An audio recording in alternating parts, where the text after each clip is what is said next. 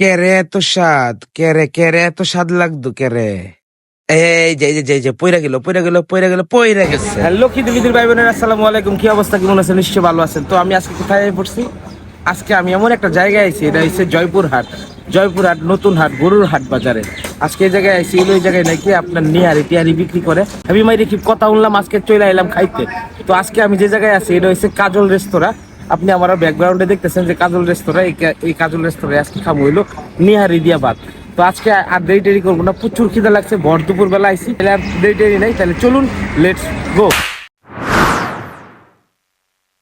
তাহলে আয়নার দেরি না করে ভিতরে যাই, ভিতরে গিয়ে দেখি যে হারা কি ধরনের কি আইটেম বিক্রি করে। তো মোটামুটি এটার ভিতরে ঢোয়ার পরে দেখতেছি যে কয়েকজন কাস্টমার আছেন। তো আমরা বর দুপুর বেলা ফেল করে লাইছি, তো একটু পরেই গেছি, তো এই কারণে এই অবস্থা। তো মোটামুটি যে জোশ না সেই মাথায় নষ্ট মামা, দেখতে যেমন তাহলে জানি না খাইতে কেমন নিবো।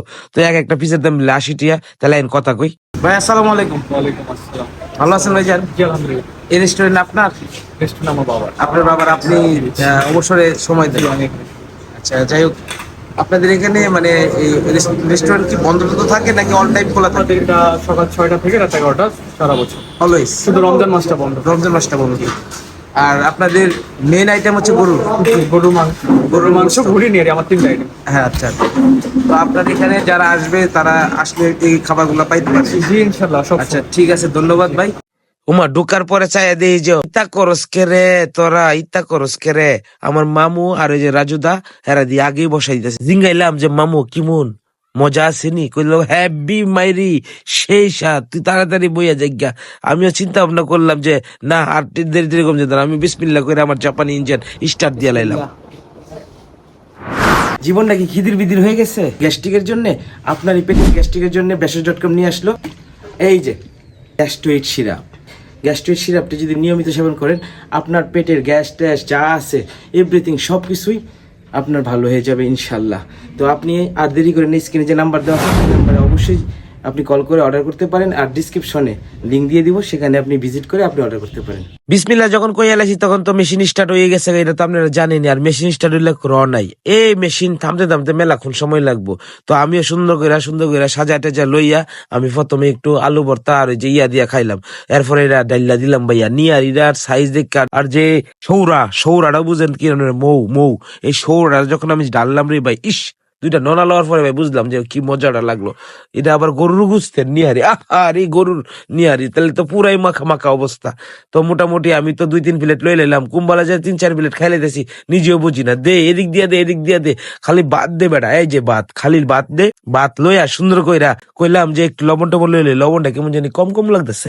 তো আমি কইলাম যে ভাইয়া জোল টোল লইয়েন, মানে সৌরা লইয়েন। পরে আবার আমার একটু 2টা গুস্ত মানে ইয়া দিয়া সৌরা দিল। যাই হোক, হেরা যে দিছে এতে অনেক কিছু। তো মোটামুটি আমার কাছে খুব ভালো লাগছে। আর এটার যে কি স্বাদ, এটা যদি আপনি বুঝাইতে পারতাম তাহলে আপনি বুঝতে পারলেন। লবণটা কেমন জানি কম হয়ে গেছে।